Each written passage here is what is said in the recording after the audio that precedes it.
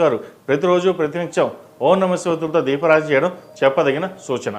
తదుపరి మిథున రాశి. మిథున రాశి వారికి ఈ వారం చాలా అనుకూలంగా ఉంది. ద్వితీయంలో గురువు ఉచ్చబడి ఉన్నారు. సప్తమ దశమాధిపతి అయిన గురువు ద్వితీయంలో ఉన్నారు. తృతీయాధిపతి అయిన రవి పంచమంలో ఉన్నారు. సంతాన సంబంధించిన విషయంలో చిన్న ఆటుపాట్లు కానీ ఇబ్బందులు కానీ ఆరోగ్యపరంగా కానీ ఉండే అవకాశం గోచరిస్తోంది. సంతానం పట్ల జాగ్రత్త వహించండి. అదేవిధంగా గర్భిణీ స్త్రీలు జాగ్రత్తగా ఉండడం కూడా చెప్పదగిన సూచన. అదేవిధంగా వ్యాపార రీత్యా వీరికి అనుకూలంగా ఉంటుంది. ఉద్యోగంలో కూడా మంచి మార్పులు చోటు చేసుకుంటాయి. కుటుంబ స్థానాలు గురువు బలంగా ఉన్నారు. విద్యా సంబంధించిన విషయ వ్యవహారాలు, ధన సంబంధించిన విషయ వ్యవహారాలు చాలా అనుకూలంగా ఉంది. ఫైనాన్షియల్ పరంగా బాగా స్ట్రాంగ్ అయ్యే అవకాశాలు కూడా లేకపోలేదు. చక్కగా ఉద్యోగరీత్యా వ్యాపారరీత్యా కలిసి వచ్చే కాలం అని చెప్పవచ్చు. వచ్చిన అవకాశాన్ని చక్కగా సద్వినియోగపరచుకోండి.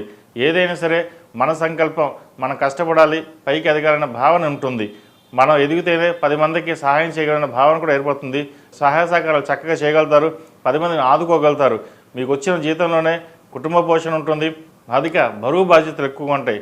కుటుంబాన్ని, తమ్ముడిని, అక్కచెల్లిని ఎక్కువ బరువు మోస్తున్న బాధ ఎప్పుడు మీకు ఏర్పడదు. మన కుటుంబం, మనం కష్టపడాలి, మనమే పెట్టాలి అన్న భావన ఎక్కువగా ఉంటుంది. ప్రస్తుతం ఉన్న రోజుల్లో ఉమ్మడి కుటుంబం అంటే అమ్మో అని భయపడతారు. కానీ మీకు అలా ఉండదు. అందరూ కలిసి ఉండాలి, దాంట్లో మనం ఉండాలి, కష్టపడదాం, రూపాయి సేవ్ చేద్దాం, అందరికీ పెడదాం అన్న భావంతో మీరు ఉంటారు. అదేవిధంగా వ్యాపార రీత్యా కూడా చేసే కార్యక్రమాలు ఏవైతే ఉన్నాయో చక్కగా లాభించే విధంగా గోచరిస్తోంది. భాగస్వామి వ్యాపారాలు కలిసి వస్తాయి. స్థలం కానీ ఇల్లు కానీ కొనాలని యోచన చేస్తారు. అయితే ప్రస్తుతం వాటిని పక్కన పెట్టి మ్యాక్సిమం సేవింగ్స్ రూపైనా ముందుకు వెళ్ళడం చెప్పదగినది. ఏదైనా ఇన్వెస్ట్మెంట్ చేయదలుచుకుంటే గోల్డ్ మీద ఇన్వెస్ట్మెంట్ చేయండి, తర్వాత బాగుంటుంది. స్పెక్యులేషన్స్కి, షేర్ మార్కెట్కి దూరంగా ఉండడం చెప్పదగిన సూచన. ఎప్పుడో కొన్న స్థలం ఇప్పుడు రేట్ రావడం, అది అమ్మకానికి రావడం కూడా జరుగుతుంది.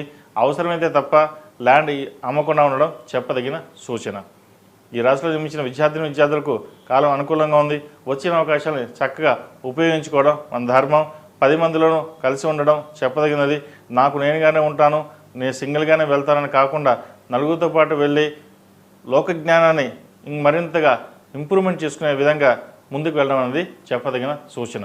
ఈ రాశిలో జన్మించిన స్త్రీలకు వృత్తి ఉద్యోగాల పరంగా అనుకూల స్థానం లభిస్తుంది. నూతన ప్రయత్నాలు ఏవైతే ఉన్నాయో అవి కలిసి వస్తాయి. వచ్చిన అవకాశాలు మీరు చక్కగా వినియోగపరుచుకుంటారు. భాగస్వామి వ్యాపారాలు కలిసి వస్తాయి. జీవిత భాగస్వామి సలహాలు కూడా చక్కగా లభిస్తుంది.